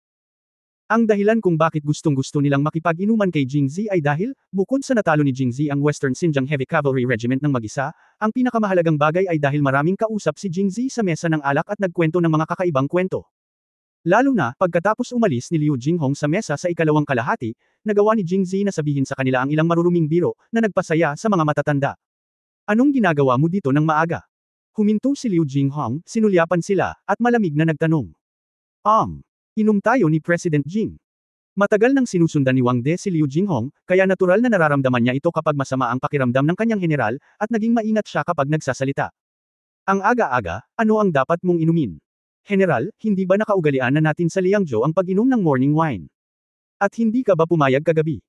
Ang mga kaugalian ay iba sa iba't ibang bahagi ng Angwo, at ang kultura ng alak sa umaga ay natatangi sa Liangzhou. Isang uri ng ugali sa pag-inom. Sa mga unang araw, ang ilang mga driver na bumiyahe sa pagitan ng mga lungsod upang maghatid ng mga kalakal ay umiinom ng kaunting alak sa umaga upang maibsan ang kanilang pagod pagkatapos maglakbay sa buong gabi, at pagkatapos ay magkaroon ng magandang pagtulog. Nang maglaon ay dahan-dahan itong umunlad sa isang kultura. Nangako ako, ngunit masyadong maaga ngayon. Walang alinlangan na sinabi ni Liu Jinghong. Paano kung tanghali? Tumangala si Wang De sa araw. Hindi ito maituturing na masyadong maaga ngayon. Tanghali na sa loob ng ilang oras. Hindi sa tanghali. Kung ganoon, hindi naman pwedeng gabi, di ba? Habang sinasabi niya iyon, itinaas ni Wang De ang 2 garapon ng alak sa kanyang kamay. Kahapon inisip ng general na kakaunti ang dala nating alak, kaya nagdala ako ng 2 pang garapon ngayon. General, hindi ba? Hindi ka papayagang uminom nito di ba? Kung hindi mo ito maiinom sa araw, paano mo ito maiinom sa gabi? Magsaya ka sa pag-inom, hindi makakaalis si Jingzi bukas. Kung hindi ka nasiyahan sa iyong inumin ano ang silbi? Sa oras na ito, sinabi ni Liu Jinghong, ang gabi ay gabi. Okay lang ba sa gabi? Bakit hindi sa gabi? Malamig na sinabi ni Liu Jinghong, may kinalaman ako kay Zier sa araw. Kung may oras ako sa gabi, hayaan mo lang siyang uminom kasama mo. Okay. Nang makita si Wang De na dinidisiplina ni Liu Jinghong, nakaramdam ng kaunting simpatiya si Jingzi at Bamulong, Vice Admiral Wang, gusto mo lang akong uminom. Hindi. Nakasama mo ang ikalimang kapatid ko sa loob ng napakaraming taon. Hindi mo ba namimiss ang panglima kong kapatid na babae kapag umalis tayo sa Jingzhou sa pagkakataong ito? Kaya ang pinaka dapat mong i-toast si Z. Tila nakita na ang lahat. Dapat ay may damdamin si Liu Jinghong para sa lupang nasa ilalim ng kanyang mga paa at sa kabalyeryang pinamunuan niya sa loob ng maraming taon. Dahil dito, lahat ng mga tauhan niya ay sumama sa kanya para uminom ngunit hindi siya binanggit. Napakasaya niya. Ito, si Pangulong Jing, ang ating general. Matapos marinig ang sinabi ni Jingzi, biglang nagulo ang isip ni Wang De. Tila ang impormasyong alam niya ay hindi naaayon sa sinabi ni Jingzi. Ngunit bago pa siya makatapos magsalita, pinandilatan siya ni Liu Jinghong, tara na, kung gusto mong uminom, bumalik ka na lang sa gabi. Okay, naiintindihan ko, General. Nang sumigaw si Liu Jinghong, si Wang De at ang iba pa ay tumalikod at umalis sa takot. Itago ang alak. Nang ibaba ni Wang De ang alak at lalabas na sana, muli ang boses ni Liu Jinghong mula sa likuran. Walang halaga ang munting alak na ito, magdala ka pa ng 2 garapon ngayong gabi. Pagkaalis nilang lahat, hinawakan ni Jingzi ang kamay ni Liu Jinghong. Ikalimang kapatid, hindi mo kailangang magalit sa kanila. Ang mga ito ay isang grupo ng mga magaspang na lalaki. Talagang hindi sila maaaring maging kasing pino at maalalahanin gaya ko. Naramdaman ni Jingzi na handang ibigay siya ni Liu Jinghong. Para sa kanya, kahit medyo masakit ang proseso, hindi niya ito pagsisisihan. Ngunit sa ilang kadahilanan, ang kanyang kalooban ay hindi masyadong mataas mula noong siya ay nagising sa umaga, at hindi alam ni Jingzi kung bakit. Pagkatapos lamang niyang makita si Wang De ay naunawaan niya ang nangyayari. Tila naging sentimental si Liu Jinghong sa paghihiwalay, at dahil hindi siya tinitingnan ni Wang De at ng iba pang mga nasasakupan, kaya naman galit na galit siya. Kaya dali-dali niya itong inaliw at ipinagmalaki pa ito. Sumulyap si Liu Jinghong sa kanya, sino ang nagsabing galit ako sa kanila? Hindi. Kung gayon bakit ang fifth sister ay mukhang masama mula noong siya ay nagising sa umaga? Pababa. Natakot si Liu Jinghong nang marinig niya ang kanyang sinabi. Napatalon ako saglit at napaisip, masyado na ba akong obvious? Mabilis siyang umiling at tumutol, mali ka. Bakit ako nalulumbay? Tingnan mo. Pagkatapos sabihin iyon, iniunat niya ang kanyang kamay at inikat ang braso ni Jingzi. Nang makita si Jingzi na nakangiti sa sakit, ngumiti siya at sinabing, tingnan mo, ito ba ay isang bagay na magagawa ng isang taong nalulumbay? Mabilis na nagbago ang mood ni Liu Jinghong. Tila nagkamali si Jingzi, ngunit malabo niyang naramdaman na mas malakas ang pakiramdam ng pagkawala ni Liu Jinghong. Oo, nakatago lang. Ano ang dahilan nito? Itinagilad ni Jingzi ang kanyang ulo, hindi sigurado kung bakit. Kabanata 737 ang kaisipan ng malaking asawa ni Liu Jinghong, unang update, mangyaring iboto ako. Pagkatapos ng hapunan, si Jingzi ay hinayla muli ni Liu Jinghong. Sa pagkakataong ito, hindi na hiniling ni Liu Jinghong kay Jingzi na bilhin ng mga melon, candy ball at iba pang merienda tulad ng kahapon. Sa halip, dinala niya si Jingzi sa isang lugar sa lungsod kung saan ibinebenta ang mga aksesorya ng kababaihan. Dahil mayaman sa mga hiyas at jade ang kanlurang Xinjiang, maraming mga tindahan na nagbebenta ng mga pulse heiress o kwintas sa Liangzhou City. Ang mga bagay na ito ay nagkakahalaga ng maraming pera sa anumang lungsod sa Angguo, ngunit ang mga presyo sa Liangzhou ay hindi masyadong mataas, kaya maraming mga tao mula sa Angguo na dumadaan sa Liangzhou ang pipiliin na bumili ng ilang alahas dito. Maaari din itong ituring bilang isang espesyalidad ng Liangzhou. Ang tindahan ng alahas ay karaniwang walang maraming customer, at dahil ang Temple Fair ay idinaos ng maaga sa lungsod sa mga araw na ito at ang karne ng baka ay libre na makakain, ang tindahan ay lalong naging desyerto. Ang tindera ay nakahiga sa mesa at inaantok. Maraming nakabukas na mga kahon na gawa sa kahoy na nakalagay sa nakapalibot na mga mesa, at ang mga kahon ay puno ng iba't ibang estilo ng alahas, na sobrang nakakasilaw na hindi ito nakikita ng mga tao. Nang makitang may pumasok sa tindahan, naging masigla kaagad ang tindera. General Jinghong. Nang makita niya ng malinaw ang tao, nauutal siya. Ilabas mo ang lahat ng pinakamagandang pulse heiress at kwintas na mayroon ka rito. Tumango si Liu Jinghong at sinabi. Okay, General Jinghong, sandali. Kaya, pumasok ang tindera sa silid sa likod at lumabas pagkatapos ng ilang sandali na may hawak na isang kahon. Si Jingzi ay lihim na hindi nakaimik. Tila ito ang pinakamahalagang bagay sa kahon. General Jinghong, ito ay isang batch ng magagandang paninda na nakolekta ko noon. Karaniwang ayaw kong ilabas ang mga ito. Dahil gusto ito ni General Jinghong, pumili lang ng isa at kunin ito. Nang sabihin niya ito, ang mga mata ng tindero ay patuloy pa ring sumusulyap kay Jingzi.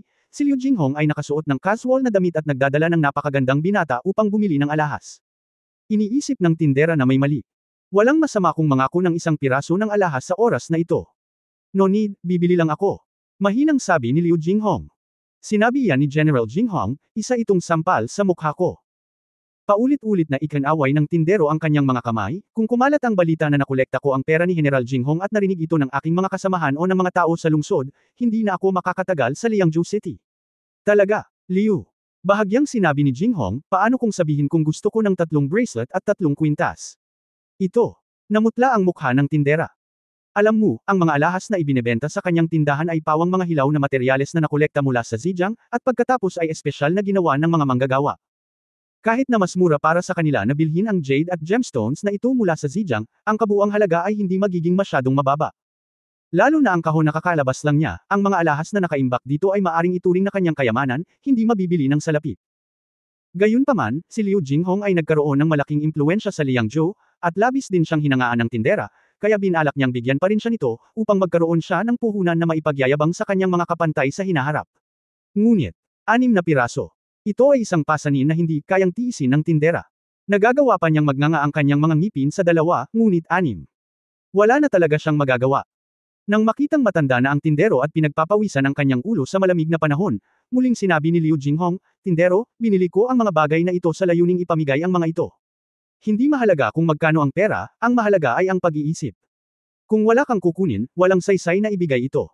Nang makitang lamambot ang mukha ng tindero, nagpatuloy siya, para maibigay mo sa akin ang presyo ng gastos, pero hindi mo maibibigay. At kahit ako ang bibili, kailangan ko pa ring bayaran ang bayarin. Pero kapatid ko iyon, aba, napakayaman niya. Tumingin ang tindera kay Liu Jinghong nang may pasasalamat. Kasabay nito, nalaman niya ang tungkol sa relasyon nila ni Jingzi, at nahihiya siya sa kanyang malikot na hula. Kung ganoon, kay General Jinghong ang pipiliin. Siguradong sisingilin kita sa halaga ng halaga. Kasunod ng mga hakbang na ibinigay ni Liu Jinghong, sa wakas ay bumaba ang tindera. At sa kasalukuyang mapagkukunan ng pananalapi ni Jingzi, mayroong Wenxiangju at Zhangja Liquor House sa likod nila, na hindi mga bahay ng pera kundi mga bahay ng pera. Hindi banggitin ang pagbili ng 6 na piraso ng alahas para kay Liu Jinghong, kahit na binili ang buong tindahan na ito, ang kanyang hindi man lang kumukurap. Lalo na kapag nagbukas ang Wenxiangju at Zhangja Winery sa iba't ibang bahagi ng Angwo, siya ay magiging kasing yaman ng sinuman sa bansa. By then, money will really be just a string of numbers to him. Ang tanging bagay na gusto niya ngayon ay sinabi ni Liu Jinghong na binili niya ito bilang mga regalo. Nahulaan niya na dapat itong ibigay sa kanyang babae, ngunit paano kinakalkula ang 6 na pirasong ito? Dahil may mga tagalabas na naruroon, hindi na siya makapagtanong pa, kaya matiyag ang maghintay na lumabas. Ang tindera, huwag mag-atubiling humingi ng presyo. Wala akong kailangan, kahit pera. Naisip ng tindera na si Jingzi ay bata pa at masigla at sasabihin, wala akong kailangan kundi pera. Sa kasong ito, hindi ko naisip na ang kanyang ranggo ay mas mataas kaysa sa naisip ko, at siya ay nagpapanggap na napakakaiba. Nagbibiro si Young Master. Kasama si General Jinghong dito, how dare you ask for a senador more from the Young Master? Tumawa ang tindera, at si Liu Jinghong ay hindi mukhang isang tradisyonal na babae na dili-dalaying kapag pumipili ng mga bagay. 3 jade bracelet, 3 piraso. Mabilis na kinuha ang kwintas. Nang sabihin ng tindera ang presyo, nagbayad si Jingzi nang walang sinasabi at nag-walk out. Pagkaalis ng jewelry shop, naglakad-lakad si Liu Jinghong at bumili ng maraming bagay, gaya ng cotton-padded na damit at quilts na gawa sa Western Xinjiang cotton, na sinabi niyang gusto niyang dalhin sa ina ni Wu. Bumili ako ng inkstone na gawa sa Mozi Jade at brush na gawa sa pinong buhok ng yak, na sinasabing ibibigay ko sila kay Zhou Xining. Kung tutuusin, kilala siya bilang ang pinakatalentadong babae sa Jingzhou, kaya nagagamit niya ang mga bagay na ito. Pagkatapos ay pumunta kami sa lugar kung saan hinahawakan ng mga kabalyerya ang mga yaks. Maliban sa karne ng baka na dinala sa Temple Fair para sa pagluluto, ang natitira ay inilagay dito upang gawing maalog ang pinatuyong karne ng baka. Ang ilan sa mga ito ay pinausukan, at ang tubig sa karne ay karaniwang natuyo. Hindi problema ang pag-iimbak nito sa loob ng 10 araw at kalahati. Pinili ni Liu Jinghong ang 2 sa pinakamagagandang hind legs at ipinahatid sa tirahan ng general. Sinabi niya na malapit na ang Chinese New Year at walang anumang specialty ang Liangzhou. Ang pinausukang pinatuyong karne ng yak ay maaaring ituring bilang isang espesyalidad. Nang sa wakas ay nabili na ang mga bagay na ito, mas naging seryoso ang pag-uusisa ni Jingzi. Kung titingnan ang ugali ni Liu Jinghong, talagang wala na siyang sama ng loob kay Zhou Xining, at dinalhan pa siya ng magandang inkstone at writing brush. Kaya, para kanino ang 6 na piraso ng alahas? Nakahanda na ang lahat at nakahanda na ang 2 para bumalik. Habang nasa daan, nagkaroon ng oras si Jingzi na magtanong, at bukas palad na sinabi ni Liu Jinghong, Zir, ang mga pulseres at kwintas na ito ay para kay Prinsesa Mo Chen, Yu Xiangrong at Zhang Xiaoyu. Logically speaking, bilang panganay nilang kapatid, hindi ko dapat binili ito para sa kanila. Ngunit dahil ako ang panganay na kapatid na babae, kaya't hindi ako maaaring maging kuripot para sa kanila. Si Liu Jinghong ay mukhang isang malaking babae, at si Jingzi ay tumingin sa gulat. Pagkatapos, ibinigay niya ang mga bagay kay Jingzi at hiniling na kunin niya ang mga ito. Ngumiti si Jingzi at sinabi, dahil ito ay kabaitan ng ikalimang kapatid na babae, natural para sa ikalimang kapatid na babae na ibigay ito sa kanila. Ano ang ibig sabihin kung hawak ko ito? Hayaan mong hawakan mo. Kunin mo na lang at ibigay mo sa akin pagbalik mo sa Jingzhou. Tumingin si Liu Jinghong sa malayo at tahimik na sinabi. Okay, pagkatapos ay itatago ko ito para sa ikalimang kapatid na babae. Kabanata 738 Isang panaginip sa loob ng isang panaginip. Ikalawang update, mangyaring iboto ako. Pagkabalik sa bahay, nagpadala si Liu Jinghong ng mga tao para isakay ang lahat ng mga binili niya sa karwahe. Dahil maraming gamit, nagpalit pa siya ng mas malaking karwahe, at puno ang harapan ng karwahe. May nakuha. Nang maglaon, inutusan ni Liu Jinghong ang mga tao na magdala ng mga kubrekama at kutson. Ang isang makapal na patong ay inilatag sa sahig ng karwahe ng nag-iisa, at isang piraso ang naiwan sa magkabilang panig upang balutin ang mga gilid ng karwahe. Pagtingin ko pa lang ay nag-iinit na ang pakiramdam ko. Takot na takot sa lamig ang ikalimang kapatid. Pang-aasar ni Jingzi. Dahil kapag bumalik sila sa Jingzhou, dapat silang 2 na sumakay sa karwahe na ito ng magkasama, at dapat silang matulog dito sa gabi. May isip na ang paghiga sa loob nito at tinatakpan ito ng kubrekama ay hindi lamang magpapainit sa kanila, kundi pati na rin ang bumpiness ay mababawasan ng husto. Oo. Sumagot si Liu Jinghong, na mukhang naguguluhan, ngunit itinago niya ito ng husto kaya hindi napansin ni Jingzi. Pagkatapos ng tanghalian, hindi hinayaan ni Liu Jinghong si Jingzi na umidlip sa pagkakataong ito.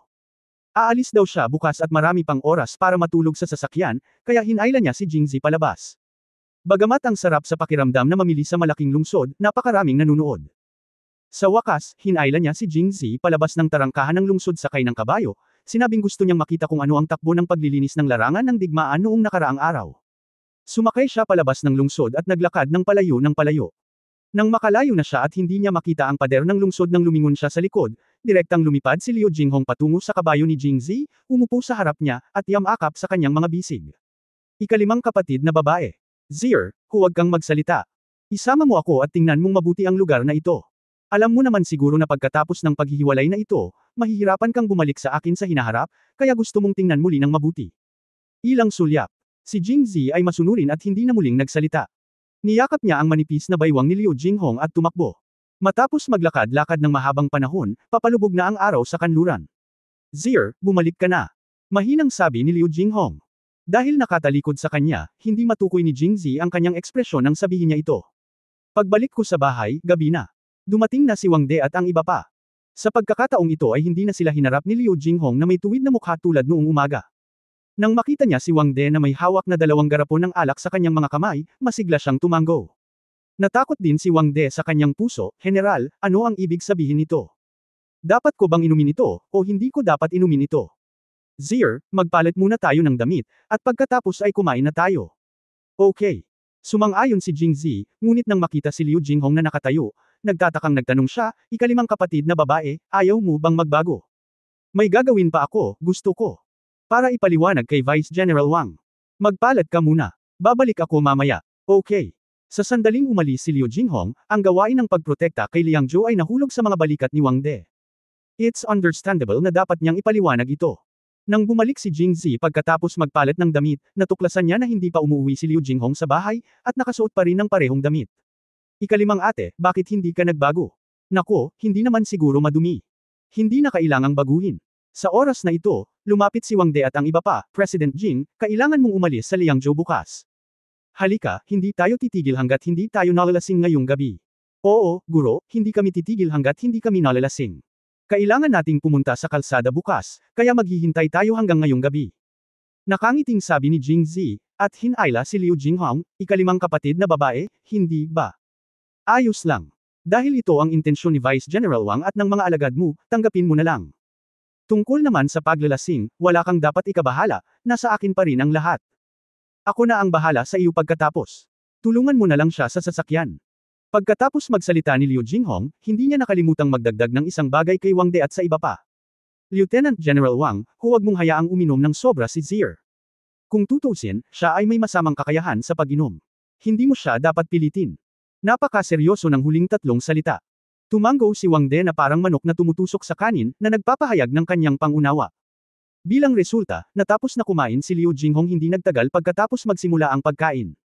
Nag-excuse siya at umalis sa mesa, may ihahanda pa daw siya. Sa oras na ito, ang larangan ng digmaan para kay Wang De at iba pa ay kasisimula pa lamang. Sunod-sunod na nag-toast silang 4 ng isang baso. Si Jingzi ay hindi nagpapahinga sa tanghali, at pagkatapos uminom ng napakaraming alak, ang kanyang ulo ay nagsimulang magulo. Hindi na, uminom pa. Binuksan ni Jingzi ang kanyang dila at medyo incoherent. President Jing, napakasaya ko. Uminom ulit tayo. Oo, Presidente Jing, uminom tayo ng isang huling inumin. Halika, gawin natin. Hindi makapagpigil ng ilang tao, iginiit ni Jingzi. Hindi ko alam kung ilang baso ng alak ang mayroon ako ngayong gabi, ngunit alam kong mas marami ito kaysa noong nakaraang gabi. Sa wakas, hindi na nakayanan ni Jingzi at ibinagsak ang sarili sa mesa. Presidente Jing, President Jing. Lasing ka na ba talaga this time? Masarap maglasing, masarap maging lasing. Tawagan si General Jinghong dali. Inaantok, ang mga boses ni Wang De at ng iba pa ay malabo na maririnig sa kanyang mga tainga, at gusto ni Jingzi na sampin, yan ay parang aso. Ibinuhos ko ang napakaraming lakas at puhunan dito, at ayos lang kayong lahat. Nakakalungkot na kahit anong pilit niya ay hindi niya magawang itaas ang kanyang mga talukap, huwag mag-usap. Pagkatapos, naramdaman niya ang bahagyang pag-angat ng kanyang katawan, isang pamilyar na halimuyak ang lumabas sa kanyang ilong, at pagkatapos ay humiga siya sa kama.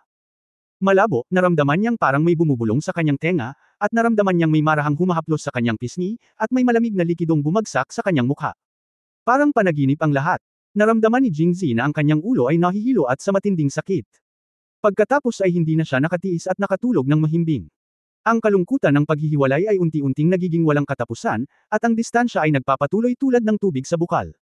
Noong gabing iyon, maraming napanaginipan si Jingzi. Pinangarap niyang umalis sa Liangzhou, nang arap na kumakaway si Liu Jinghong sa kanya mula sa malayo, at sa wakas ay nanaginip siya na nananaginip siya. Si Jingzi ay mukhang hindi maganda, panaginip lang ito. Paanong hindi sumama sa akin ang ikalimang kapatid na babae? Hindi ko alam kung gaano katagal bago unti-unting nagkamalay si Jingzi. Bagamat mabigat ang kanyang talukap, malinaw na malinaw ang huni ng mga ibon sa kanyang tainga. Bakit may mga ibon sa silid ng ikalimang kapatid na babae? Sa kanyang pag-aalinlangan, naramdaman niya na kahit malambot ang hinihiga niyang kama, medyo mabaluktot ito, at napakaliwanag sa labas ng kanyang mga mata, at parang hindi siya nasa kama sa silid. Ito ay medyo tulad ng sa isang karwahe. Sa isang karwahe. Biglang nagising si Jingzi at diretsyong umupo, hindi alintana ang sakit ng ulo na dulot ng kanyang hangover. F***sick. Nang makita niya ang mga dingding ng karwahe sa paligid niya, sumambulat siya sa isang sumpa. Dali-dali siyang bumangon, nagsuot ng damit na tulala, at gustong lumabas para tingnan kung may Liu Jinghong sa labas. Matapos buksan ang kurtina ng kotse at makitang nag-iisa si Han sa labas, namutla ang mukha ni Jingzi, nasaan ang aking ikalimang kapatid na babae? Huminto, tumalikod, at bumalik. Sa oras na ito, sa wakas ay natanto ni Jingzi ang ipinakita ni Liu Jinghong kahapon. Nalaman ang abnormal na reaksyon. Bakit siya ay nasa isang mababang mood at kung bakit siya bumili ng mga ito ng mga bagay ngunit hayaan ang kanyang sarili na dalhin ang mga ito sa kanya. Ito ay dahil napagpasyahan niya ng maaga na huwag bumalik sa Jingzhou kasama niya. Batang pinuno ng nayon, hindi ako papayagan ni General Jinghong na bumalik. Umupo si Han sa labas ng sasakyan at bamulong. At mahigit isang oras na kaming nakalabas ng Liangzhou ngayon. Matagal bago bumalik. Tumahimik ka. Pinandilatan ni Jingzi ang traidor at sinabing hindi nasisiyahan. Chapter 739 na Lady, First Update, Please vote for me. Bagamat sinisigawan siya ng mag-isa, natulala si Han sa labas ng sasakyan at walang balak na lumiko, at hindi man lang huminto ang sasakyan. Damn, itong piece of shit. Nagmura si Jingzi sa kanyang puso at tumalon para pigilan ang kabayo. Pagkatapos ay naisip ko muli, mayroon akong tiyanggang, anong uri ng karwahe ang gusto ko? Tapos tatalo na sana siya pababa, pero hinawakan siya ni Han. Young village leader, sinabi ni General Jinghong na hindi mo siya mahahanap kapag bumalik ka. Nag-iwan din si General Jinghong ng sulat sa iyo. Young village master, huwag mo munang tingnan. Nang matapos siyang magsalita, nalaman ni Jingzi ang inaasahan. Huminto. Nasaan ang sulat? Namumula ang mga mata ni Jingzi at nakahinga siya ng maluwag. Sa pagkakataong ito ay pumunta siya sa Liangzhou upang kunin si Liu Jinghong pabalik. Pakiramdam niya ay wala siyang ginawang mali bagamat sa simula ay nagalit si Liu Jinghong dahil sa mga gawain ng ilang babae, hindi ba't gumaling siya sa huli? Kung hindi, paano niya maibibigay ang sarili sa kanya? Kaya gusto ni Jingzi na makita kung ano ang isinulat niya. Hindi pa nakita ni Han si Jingzi na mukhang galit na galit. Takot na takot siyang magpahayag ng galit at mabilis na nag-abot ng sulat. Nang walang sinasabi, mabilis itong binuksan ni Jingzi. Ang sulat kamay ay malinaw at malakas, eksaktong kapareho ng sulat kamay sa liham na iniwan ni Liu Jinghong noong siya ay umalis sa Jingzhou noong nakaraang pagkakataon. Zir, ang mga salita ay parang mga salita. Kapag nagising ka at nakita mo ang liham na ito, ibig sabihin ay umalis ka na sa Liangzhou. Siguradong galit na galit ka kay Fifth Sister diba? Kung tutusin, pangalawang beses na ito, hehehe. Nagawa na ito ni Liu Jinghong nang minsang umalis siya sa Jingzhou, at ginawa niya itong muli sa pagkakataong ito, na mas mahusay. Ngunit nang makita ito, naisip pa ni Jingzi na noong isinulat ito ni Liu Jinghong, ang kanyang magandang mukha ay tiyak na nakangiti ng maliwanag sa madilim na dilaw na liwanag ng kandila. Sa pag-iisip nito, biglang lumuwag ang tense ni Jingzi. Marahil ay nahulaan niya na maaaring may dahilan kung bakit hindi sumama sa kanya si Liu Jinghong. Kaya basahin mo. Gayunpaman, pangako ito na ang huling pagkakataon, hihi. Huwag kang mag-alala Zir, siguradong wala nang susunod. Zir, matagal ko na itong pinag-isipan. Kung may gustong bumalik sa Jingzhou kasama ka, dapat ako ang taong iyon. Bagamat walang digmaan sa Liangzhou ngayon, kung tutusin, nakatira na ako sa Liangzhou sa loob ng napakaraming taon, at nakasanayan na ng mga tao sa Liangzhou City na manatili ako rito. Kung aalis ako pagkatapos lang ng digmaan, hindi lang sila malulungkot, kundi ako rin. Hindi ko kaya. Bukod dito, nag-ooperate na ako sa Liangzhou sa loob ng maraming taon. Sa sandaling umalis ako sa oras na ito, mahirap na bumalik, kaya kailangan ko ng ilang oras. Upang gugulin ang huling taon kasama ang mga tao ng Liangzhou at ipaliwanag ang mga bagay ng malinaw sa kanila. Hayaan silang unti-unting maging handa sa pag-iisip. Pangalawa, I have to hand over everything, para makapagbigay ako ng account sa management for so many years. Nang makita ito, naunawaan na ni Jingzi. At sumang-ayon din siya sa diskarte ni Liu Jinghong, ngunit hindi niya maiwasang malungkot dahil hindi niya ito makakasama ngayong taon. Zier, dapat nahulaan mo kagabi sinadya kong magpalasing sa iyo. Katulad noong nakaraan, ayaw kitang gisingin, at ayokong tingnan ka at pag-usapan ang tungkol sa paghihiwalay. Natatakot ako na baka pagkatapos mong magising, lalo akong mag-aatubili. Zison, hindi mo kailangang mag-alala na hindi kita hinahanap. Simula nang ibigay ko ang sarili ko sa iyo. Kagabi bago kahapon, itinuring kita bilang aking asawang lalaki at itinuring ko ang aking sarili bilang iyong asawa. Pupunta ako sa Jingzhou para hanapin ka kapag tapos na ako. Pero hindi mo masasabi sa kanila ang nangyari kagabi. Well, kailangan kong sabihin ito sa aking sarili. Zier, tutuperin ko ang aking salita sa pagkakataong ito at pupunta ako sa Jingzhou para hanapin ka. Zier, hintayin mo ako sa Jingzhou. Ang huling lagda ng liham ay ang magandang salitang, Jinghong, ngunit sa pagkakataong ito ay naging salitang, MS, tila hindi lamang niya nakilala ang pag-ibig sa pagitan ng dalawa, bagong relasyon, ngunit inilagay din ang iyong sarili sa papel. Sa ganitong paraan, nakahinga ng maluwag si Jingzi at hinintay na lamang siyang bumalik sa Jingzhou pagkatapos ng bagong taon. Napaisip din siya. Habang hindi pa bumabalik si Liu Jinghong, maaari na lang siyang bumalik at gawin ang gawain ni Zhou Xining. Kahit masarap ang rice bowl ng ate niya, hindi ito kasing sarap ng rice bowl ng ate niya. Sa pag-iisip nito, sa wakas ay lumuwag ang kanyang mga kilay. Young Village Master, hindi babalik. Ang reaksyon ni Jingzi ay nabigla kay Hanhan, na hindi man lang naglakas loob na huminga. Ngayon lang niya nakitang binago ni Jingzi ang kanyang galit sa isang ngiti na naglakas loob siyang magsalita. Bumalik ka, bakit hindi ka bumalik? Bumalik ka sa, saan? Bumalik sa Jingzhou, syempre. 2 beses tumawa si Jingzi, pagkatapos ay tumalon sa karwahe. Hoy, ang malaaso na si Wang De at ang 3 asong iyon ay nagbigay sa akin ng napakaraming alak. Kapag nakita ko sila sa hinaharap, tuturuan ko sila ng leksyon. Sumasakit pa rin ang ulo ko ngayon. Bumalik ka at matulog ka. Hindi nakakagulat na iniwan ng maaga ni Fifth Sister ang sasakyan. Napakaraming kumot sa loob para makatulog ako ng mahimbing. Sumakay si Jingzi sa karwahe at dirdiretsyong nahiga. Huwag kang mataranta, tara na. Pagkatapos, sa ilalim ng sikat ng araw, ang malaking karwahe ay sumuray-suray hanggang sa silangan. Pagkalipas ng ilang araw, umuulan ng nyebe sa buong Jingxi. Palasyo ni Jin. Anong nangyayari sa Liangzhou? May balita na ba? Umupo si King Jin sa firebed, may hawak na tasa at umiinom ng mainit na tsaa.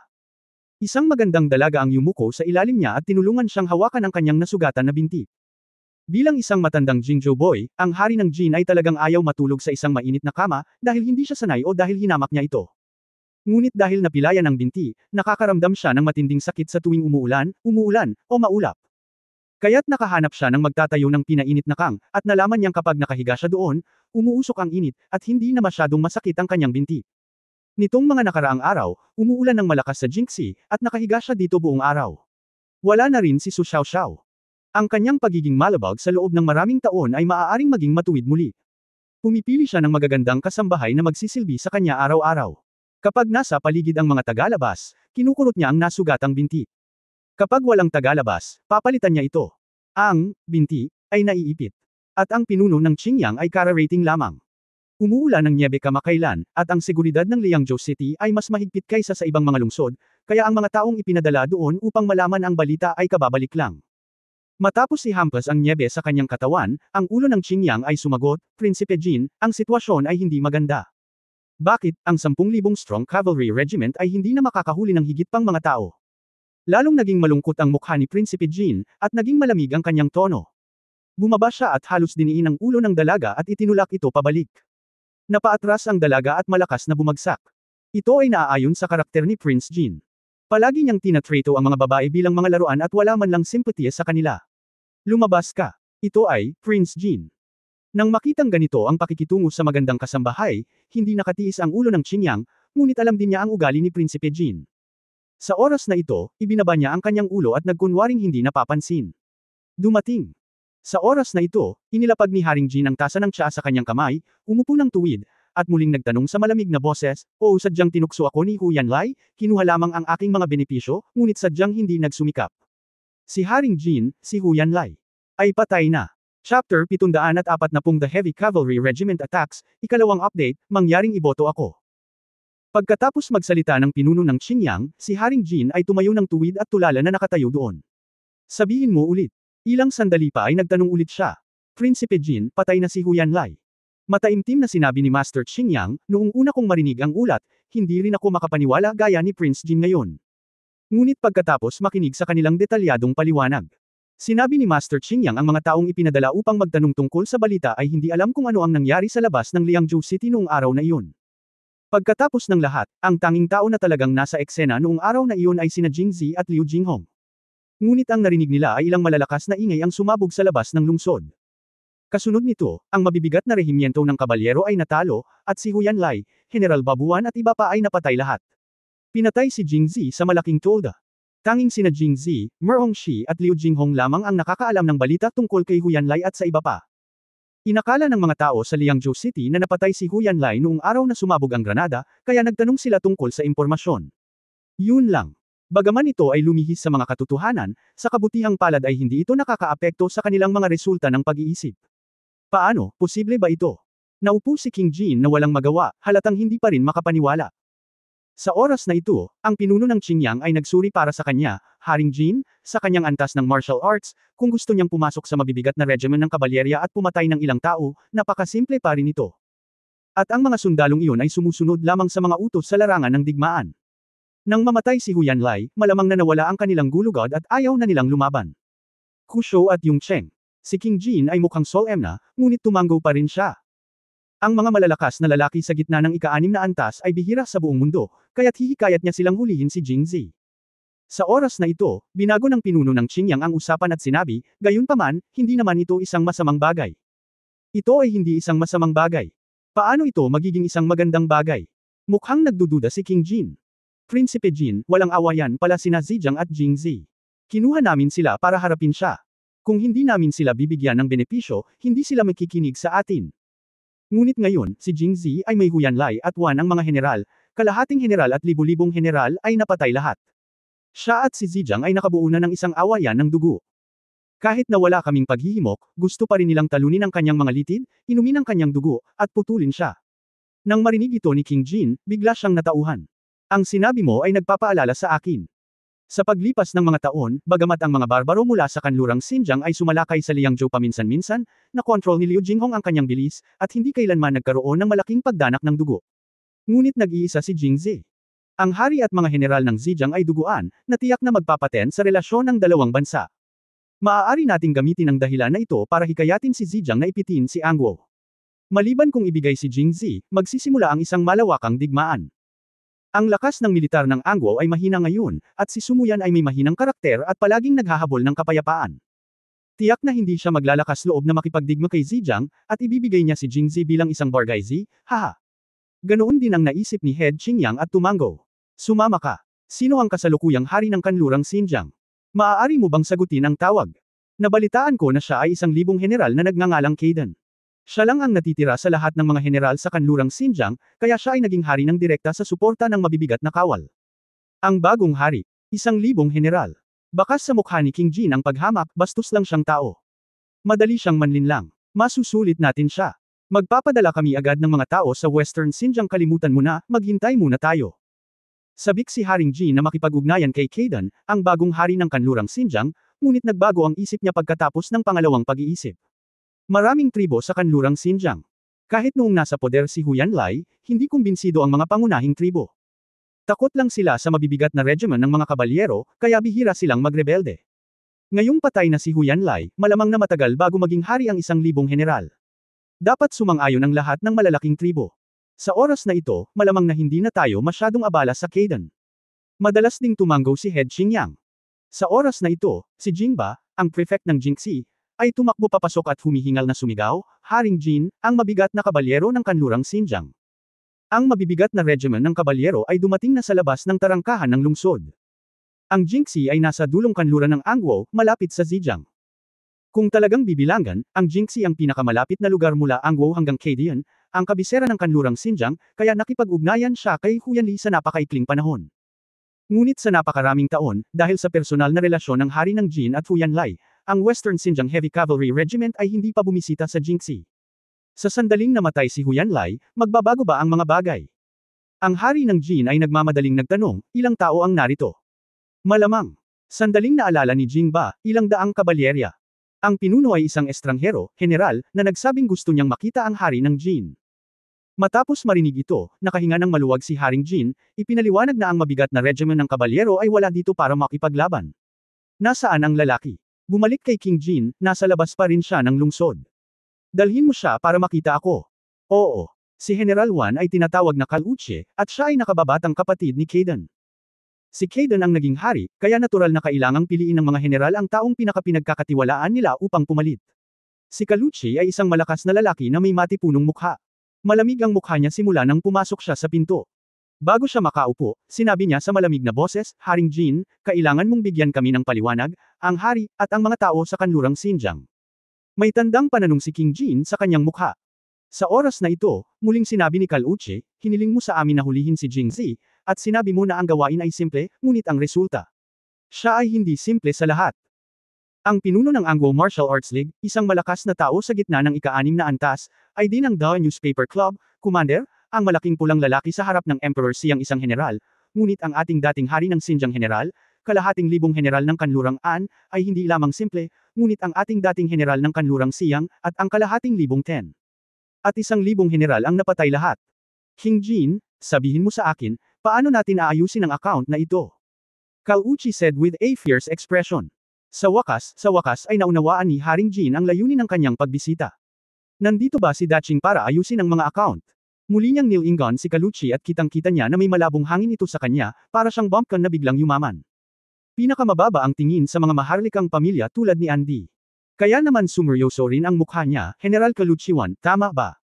Si Haring Huyanli ang nakipag-ayos sa akin sa simula. Siya ang higit na nakakaalam kung naipakilala ko na ba ang sitwasyon ni Jingzi. Kung simple lang, ibibigay ko ito ng libre. Ang dami mong pagkain at damit at kubrekama. Ang dami mong kinuha sa akin, pero wala kang nahuli. Hindi kita sinisisi, pero pumunta ka para tanungin ako. Nagawa na ni Huyanlai at ng iba pa.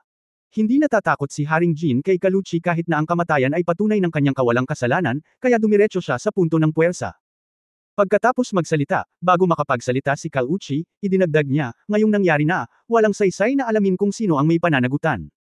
Tiyak na nagdala si General Kaluche Wan ng ilang kondisyon nang dumating siya sa oras na ito, tama. Maaari ka ring pumunta at makinig, nagkataon na kwalipikado rin akong makipag-usap sa iyo. End of this chapter. For more updates, click on the notification bell.